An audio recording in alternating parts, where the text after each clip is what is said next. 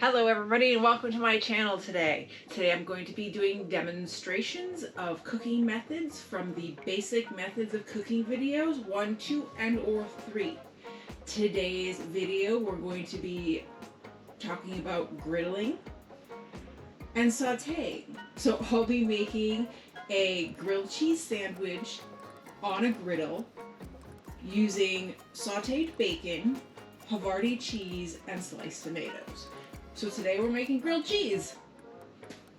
Let's get started. First of all, I'm going to talk about bacon. So we're sauteing bacon, and there are a number of different ways you can actually prepare bacon. You can pan fry bacon, you can saute bacon, you can make bacon in an oven, you can make bacon on a griddle. Oh, bacon. Another thing I wanted to bring up is the difference between sauteing and pan frying, because they are very, very similar. And the main difference between the two is sauteing uses a small amount of oil, whereas pan frying uses a moderate amount of oil. Sauteing and pan frying are both dry heat cooking methods. If you want to know why they're dry heat cooking methods, take a look at the basic methods of cooking video, dry heat cooking. So to start out with the cooking method, you'll want to wash and trim any food ingredients you'll be using. So today we're going to be sauteing bacon, and bacon doesn't need to be washed and it doesn't really need to be trimmed. I did cut mine in half so that they could fit better in the sandwich, but if you want longer bacon, just don't cut it. So as stated, the first step is to prepare your ingredient. Following that, you'll go on to step 2. And in step 2, you'll want to heat a small amount of oil or fat in the pan, just enough to cover the bottom of the saute pan before adding food ingredients. There are a couple things to remember when sauteing bacon. You don't actually need to add any fat. The bacon will provide all the fat you need. When starting cooking bacon, it's best to start from a cold pan, put the bacon in it, and then heat it up. It reduces the amount of curling that your bacon experiences in the pan. Step 3 is add the food, presentation side down in a single layer, making sure not to crowd the food and to prevent sweating. Step 4 is adjust the temperature as needed to prevent overcooked exteriors and undercooked interiors. Heat should be high enough to complete the cooking process before the food item begins to stew or sweat in its own juices. So the way that we're making our grilled cheese sandwich today is on the flat side of a griddle that fits on top of a stovetop. You could also do this method, obviously, in a saute pan, but I wanted to cover the term griddle today. Griddling is more of a term and not a cooking method that speaks to the type of kitchen equipment that you are doing a cooking process on. So to griddle is to cook on a flat cooking surface called a griddle.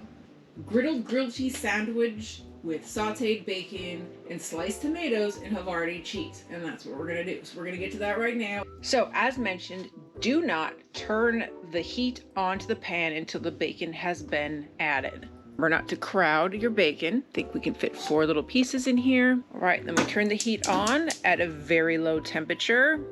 So now we just wait until the bacon cooks to the desired texture.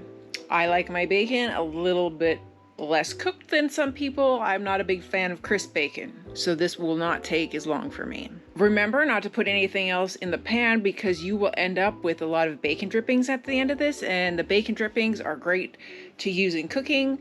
So we'll wait until this bacon has completed its sauteing process, and then we'll come back and assemble the grilled cheese. See how we're doing here. Okay, well, I'm going to turn it down because we do not need to cook bacon at super high heats.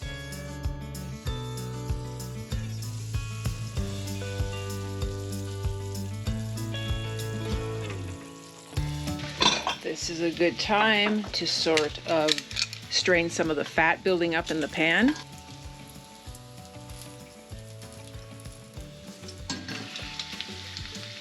All right, You want to immediately move it to somewhere to drain the fat off the cooked item. And then one final drain. And that's like a good 3 tablespoons of bacon fat, which is an amazing cooking ingredient. The griddle. This griddle's just gonna fit on the center. Turn it up to high. Now let's get to assembling the sandwich. The nice thing about a grilled cheese is that you can use any number of ingredients, different kinds of breads, different kinds of cheeses, different kinds of spreads on the outside, different kinds of ingredients on the inside. And today the spread that we're using, and I'm putting it on both sides, is going to be mayo. Real mayo, not Miracle Whip. So you just want to coat it. I mean, you all know how to make grilled cheese, so maybe. Maybe you don't know how to make grilled cheese, in which case, congratulations, you're learning how to make grilled cheese.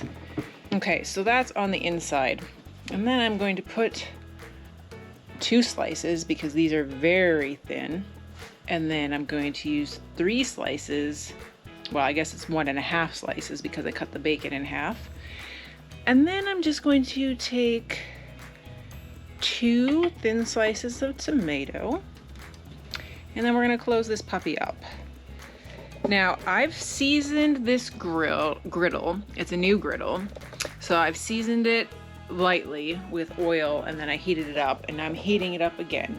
To make a grilled cheese, because the outside of the sandwich is going to be covered in a fat, you actually don't need to put any extra oil on your griddle or in your pan. Just make sure it's not too terribly hot or you'll scorch the outside before it has a chance to melt the cheese inside.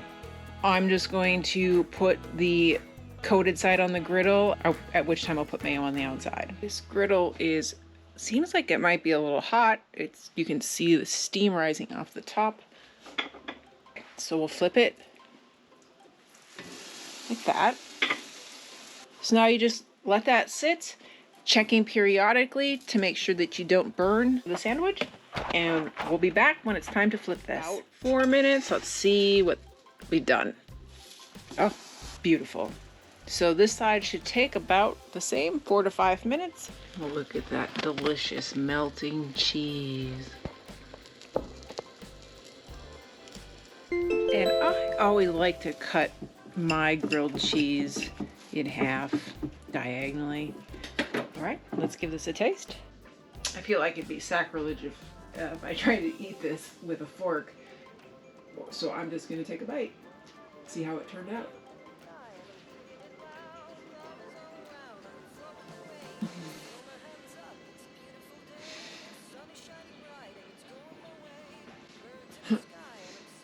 It's very good. It's bacon and cheese melted in bread. I don't know how you can mess it up other than burn it. So there you have it. So today we covered sauteing and briefly discussed the difference between sauteing and pan frying. We also talked about what griddling is as a term. Like I said, if you want to read through the notes and the procedures for all of the different demonstrations I'm going to be doing, please do take a look at the link in the description to the www.cookingwithfrankie.com Culinary Boot Camp resources. I hope you enjoyed my video today. I hope you found it a little useful, a little fun, that you learned 1 or 2 things, or even 1. Please leave me a thumbs up if you liked it, a thumbs down if you didn't. Thank you for stopping by, and as always, have a wonderful day.